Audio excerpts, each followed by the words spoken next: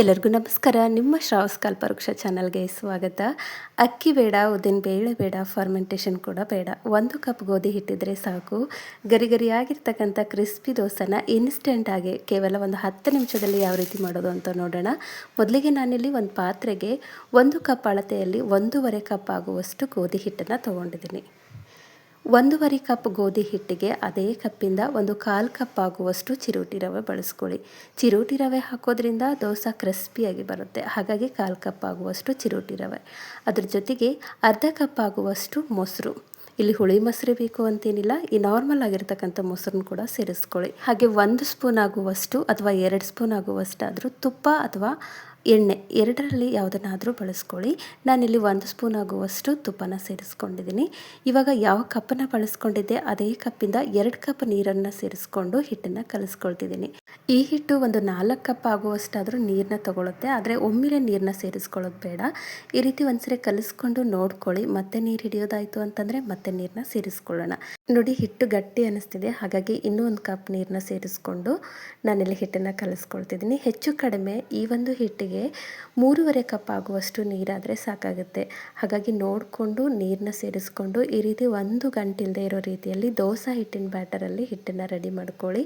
ಇವಾಗ ನೋಡಿ, ಹಿಟ್ಟು ರೆಡಿಯಾಗಿದೆ. ಈ ರೀತಿ ಗಂಟುಗಳಿರಬಾರ್ದು. ಇದನ್ನು ನಾವು ಒಂದು 10 ನಿಮಿಷ ನೆನೆಸೋಕ್ಕಿಡಬೇಕು. ಹಾಗಾಗಿ ಮೇಲ್ಗಡೆ ಒಂದು ಪ್ಲೇಟ್ನ ಮುಚ್ಚಿ 10 ನಿಮಿಷ ರೆಸ್ಟ್ ಮಾಡೋಕ್ಕಿಡೋಣ.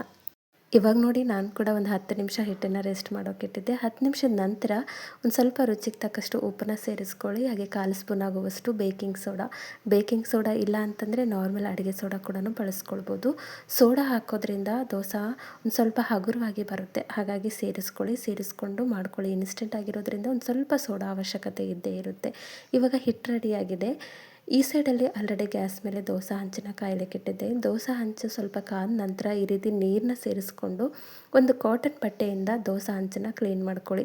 ಪ್ರತಿ ದೋಸೆ ಹಾಕುವಾಗಲೂ ಈ ಒಂದು ಸ್ಟೆಪ್ನ ಫಾಲೋ ಮಾಡ್ಕೊಳ್ಳಿ. ದೋಸೆನ ತುಂಬ ಈಸಿಯಾಗಿ ಸ್ಪ್ರೆಡ್ ಮಾಡ್ಕೊಳ್ಬೋದು. ಅದ್ರ ಜೊತೆಗೆ ಲೈನ್ ಆಗಿ ದೋಸೆ ನೋಡೋಕ್ಕೂ ಕೂಡ ತುಂಬಾ ಚೆನ್ನಾಗಿ ಬರುತ್ತೆ. ಹಾಗಾಗಿ ಇವಾಗ ಲೋ ಫ್ಲೇಮಲ್ಲಿ ಗ್ಯಾಸ್ನ ಇಟ್ಕೊಂಡು ನಿಮಗೆ ಯಾವ ಸೈಜಲ್ಲಿ ದೋಸೆ ಬೇಕೋ ಅಷ್ಟು ಹಿಟ್ಟನ್ನು ಹಾಕ್ಕೊಂಡು ಸ್ಪ್ರೆಡ್ ಮಾಡ್ಕೊಳ್ಳಿ. ಈ ರೀತಿ ಸ್ಪ್ರೆಡ್ ಮಾಡುವಾಗ ದೋಸೆ ಹಂಚನ್ನು ನಾವು ಕ್ಲೀನ್ ಮಾಡ್ಕೊಂಡಿದ್ದಾಯಿತು ಅಂದರೆ ನೀರನ್ನು ಸೇರಿಸ್ಕೊಂಡು ಕಾಟನ್ ಬಟ್ಟೆಯಿಂದ ನಾವು ದೋಸೆ ಹಂಚನ್ನು ಕ್ಲೀನ್ ಮಾಡ್ಕೊಂಡಿದ್ದಾಯಿತು ಅಂತಂದರೆ ಇದೇ ಒಂದು ಸ್ಟ್ರಕ್ಚರಲ್ಲಿ ದೋಸೆನ ಮಾಡ್ಕೊಳ್ಬೋದು. ಹಾಗಾಗಿ ಆ ಒಂದು ಸ್ಟೆಪ್ನ ಫಾಲೋ ಮಾಡ್ಕೊಳ್ಳಿ. ಈ ರೀತಿ ಸ್ಪ್ರೆಡ್ ಮಾಡ್ಕೊಂಡಾದಮೇಲೆ ಮೇಲ್ಗಡೆ ಎಣ್ಣೆ ಅಥವಾ ತುಪ್ಪನ ಬಳಸ್ಕೊಂಡು ಒಂದು ಸ್ವಲ್ಪ ಎಣ್ಣೆ ಹಾಕ್ಕೊಳ್ತಿದ್ದೀನಿ. ನೀವು ಕ್ರಿಸ್ಪಿ ಆಗೋವರೆಗೂ ಮೀಡಿಯಮ್ ಫ್ಲೇಮಲ್ಲಿ ಇಟ್ಕೊಂಡು ಬೇಯಿಸ್ಕೊಳ್ಬೇಕು. ಒಂದು ಸ್ವಲ್ಪ ಬಣ್ಣ ಬದಲಾಗಬೇಕು, ಆದರೆ ಹೈ ಫ್ಲೇಮ್ಗಿಂತ ಮೀಡಿಯಮ್ ಫ್ಲೇಮಲ್ಲೇ ಇಟ್ಕೊಂಡು ಬೇಯಿಸ್ಕೊಳ್ಳಿ. ಅಂದಾಗ ಕ್ರಿಸ್ಪಿಯಾಗಿರುತ್ತೆ. ನೋಡಿ, ಈ ರೀತಿ ಗೋಲ್ಡನ್ ಕಲರ್ ಬರೋವರೆಗೂ ವೆಯ್ಟ್ ಮಾಡಿಕೊಂಡು ನೀವು ದೋಸೆನ ತಗೊಳ್ಬೋದು. ಇಲ್ಲ ನಮಗೆ ಸ್ಮೂತಾಗಿ ಬೇಕು ಅನ್ನೋದಾಯಿತು ಅಂತಂದರೆ ಹೈ ಫ್ಲೇಮಲ್ಲಿ ಇಟ್ಕೊಂಡು ದೋಸೆನ ಬೇಯಿಸ್ಕೊಳ್ಳಿ. ಅಂದಾಗ ಕ್ರಿಸ್ಪಿ ಆಗೋದಿಲ್ಲ, ಸ್ಮೂತಾಗಿ ಬರುತ್ತೆ, ಬಣ್ಣ ಕೂಡ ನೀಟಾಗಿ ಕಟ್ಕೊಳ್ಳುತ್ತೆ. ನೋಡಿ, ಇಲ್ಲಿ ನಾವು ಸಕ್ಕರೆ ಕೂಡ ಬಳಸಿಲ್ಲ. ಈ ಒಂದು ದೋಸೆಗೆ ಸಕ್ಕರೆ ಅವಶ್ಯಕತೆ ಇರೋದಿಲ್ಲ, ಯಾಕಂದರೆ ಗೋಧಿ ಹಿಟ್ಟಾಗಿರೋದ್ರಿಂದ ನ್ಯಾಚುರಲ್ ಆಗಿರ್ತಕ್ಕಂಥ ಕಲರಲ್ಲೇ ಬರುತ್ತೆ. ಮತ್ತೊಂದು ದೋಸೆ ಹಾಕಿ ತೋರಿಸ್ತಿದ್ದೀನಿ. ಈ ರೀತಿ ಎಷ್ಟು ಬೇಕೋ ಅಷ್ಟು ಹಿಟ್ಟನ್ನು ಹಾಕ್ಕೊಂಡು ದೋಸೆನ ಮಾಡ್ಕೊಳ್ಬೋದು. ಈ ಹಿಟ್ಟಿನಿಂದನೇ ನಾವು ಸೆಟ್ ದೋಸೆ ಕೂಡ ಮಾಡ್ಕೊಳ್ಬೋದು. ಕ್ರಿಸ್ಪಿಯಾಗಿರ್ತಕ್ಕಂಥ ದೋಸೆನೂ ಮಾಡ್ಕೊಳ್ಬೋದು, ಸೆಟ್ ದೋಸೆ ಕೂಡ ಮಾಡ್ಕೊಳ್ಬೋದು. ತುಂಬಾ ಈಸಿಯಾಗಿ ಮಾಡ್ಕೊಳ್ಬೋದು. ಇಲ್ಲಿ ಅಕ್ಕಿನ ನೆನೆಸೋದಾಗಲಿ, ಉದ್ದಿನಬೇಳೆ ನೆನೆಸೋದಾಗಲಿ, ಬೇಯಿಸೋದಾಗಲಿ ಅಥವಾ ರುಬ್ಬೋದಾಗಲಿ ಯಾವ ಫಜಿತಿನೂ ಇರೋದಿಲ್ಲ.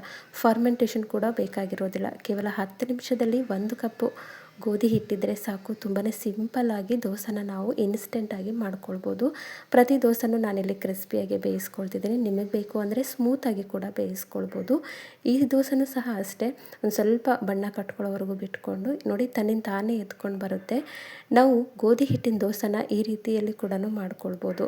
ನೋಡಿ ಎಷ್ಟು ಕ್ರಿಸ್ಪಿ ಆಗಿದೆ ಅಂತ. ಬಣ್ಣ ಕೂಡ ನೋಡ್ತಿರ್ಬೋದು, ನ್ಯಾಚುರಲ್ ಆಗಿರ್ತಕ್ಕಂಥ ಗೋಧಿ ಹಿಟ್ಟಿನ ಬಣ್ಣ. ನಾನು ತೊಗೊಂಡಿರ್ತಕ್ಕಂಥ ಮೆಜರ್ಮೆಂಟಲ್ಲಿ ಒಂದು 5ರಿಂದ 6 ದೋಸೆ ರೆಡಿಯಾಗಿದೆ. ನಾನಿಲ್ಲಿ ಒಂದು 2 ದೋಸೆನ ಹಾಕಿ ತೋರಿಸ್ತಿದ್ದೀನಿ. ತುಂಬಾ ಕ್ರಿಸ್ಪಿಯಾಗಿ ಮಾಡ್ಕೊಳ್ಬೋದು, ಇಲ್ಲ ಅಂತಂದರೆ ಸ್ಮೂತಾಗಿ ಕೂಡ ಮಾಡ್ಕೊಳ್ಬೋದು, ಇಲ್ಲ ಅಂತಂದರೆ ಸೆಟ್ ದೋಸೆ ರೀತಿಯಲ್ಲಿ ಕೂಡ ನಾವು ಮಾಡ್ಕೊಳ್ಬೋದು. ನೋಡಿ ಎಷ್ಟು ಗಾಢವಾಗಿರ್ತಕ್ಕಂಥ ಬಣ್ಣದಲ್ಲಿದೆ. ಮೇಲ್ಗಡೆಯಿಂದ ಈ ರೀತಿ ಬಣ್ಣ ಕಟ್ಕೊಳ್ಳುತ್ತೆ, ಆದರೆ ಒಳಗಡೆಯಿಂದ ಅಕ್ಕಿ ದೋಸೆಗಿಂತ ಒಂದು ಸ್ವಲ್ಪ ಡಿಮ್ ಆಗಿರ್ತಕ್ಕಂಥ ಬಣ್ಣದಲ್ಲಿ ನಾವು ಈ ದೋಸೆನ ನೋಡ್ಕೊಳ್ಬೋದು. ಮೇಲ್ಗಡೆಯಿಂದ ಒಂದು ಸ್ವಲ್ಪ ನೀವು ತುಪ್ಪ ಅಥವಾ ಬೆಣ್ಣೆನ ಬಳಸ್ಕೊಳ್ಬೋದು. ನಾನಿಲ್ಲಿ ಕಾಯಿ ಚಟ್ನಿ ಹಾಗೆ ಒಂದು ಪಲ್ಯದ ಜೊತೆಗೆ ಸರ್ವ್ ಮಾಡ್ಕೊಳ್ತಿದ್ದೀನಿ. ಒಳಗಡೆ ತೋರಿಸ್ತಿದ್ದೀನಿ ನೋಡಿ, ಎಷ್ಟು ಪರ್ಫೆಕ್ಟ್ ಆಗಿದೆ. ಗೋಧಿ ಹಿಟ್ಟಿನ ದೋಸೆ ಅಂತ ಅನಿಸೋದೇ ಇಲ್ಲ, ಅಷ್ಟೊಂದು ಪರ್ಫೆಕ್ಟಾಗಿ ಹೇಳಿರ್ತಕ್ಕಂಥ ಮೇಜರ್ಮೆಂಟಲ್ಲಿ ಹೇಳಿರ್ತಕ್ಕಂಥ ವಿಧಾನದಲ್ಲಿ ಮಾಡ್ಕೊಂಡಿದ್ದಾಯಿತು ಅಂದರೆ ಇದೇ ರೀತಿಯಲ್ಲಿ ದೋಸೆನ ನೀವು ಕೂಡ ಗೋಧಿ ಹಿಟ್ಟಿನಿಂದ ಮಾಡ್ಕೊಳ್ಬೋದು. ಈ ಹಿಂದೆ ಕೂಡ ಹಲವಾರು ರೀತಿಯ ಬ್ರೇಕ್ಫಾಸ್ಟ್ ರೆಸಿಪಿಗಳನ್ನು, ಇನ್ಸ್ಟೆಂಟ್ ಬ್ರೇಕ್ಫಾಸ್ಟ್ ರೆಸಿಪಿಗಳನ್ನು ನನ್ನ ಚಾನಲಲ್ಲಿ ಅಪ್ಲೋಡ್ ಮಾಡಿದ್ದೀನಿ. ಇಂಟ್ರೆಸ್ಟ್ ಇತ್ತು ಅಂದರೆ ಒಂದ್ಸರಿ ಚೆಕ್ ಮಾಡ್ಕೊಳ್ಳಿ. ಐ ಹೋಪ್ ಇವತ್ತಿನ ರೆಸಿಪಿ ನಿಮಗೆ ಭಾಳ ಇಷ್ಟ ಆಗದ ಅಂದ್ಕೊಳ್ತೀನಿ. ಇಷ್ಟ ಆಗಿದ್ದರೆ ದಯವಿಟ್ಟು ನನ್ನ ಚಾನಲ್ನ ಸಬ್ಸ್ಕ್ರೈಬ್ ಮಾಡ್ಕೊಳ್ಳಿ. ಹಾಗೆ ಈ ಒಂದು ರೆಸಿಪಿನ ನಿಮ್ಮ ಫ್ರೆಂಡ್ಸ್ ಆ್ಯಂಡ್ ಫ್ಯಾಮಿಲಿಗೆ ಶೇರ್ ಮಾಡಿ. ನಾಳೆ ಮತ್ತೊಂದು ಹೊಸ ರೆಸಿಪಿಯೊಂದಿಗೆ ಸಿಗೋಣ. ಧನ್ಯವಾದ.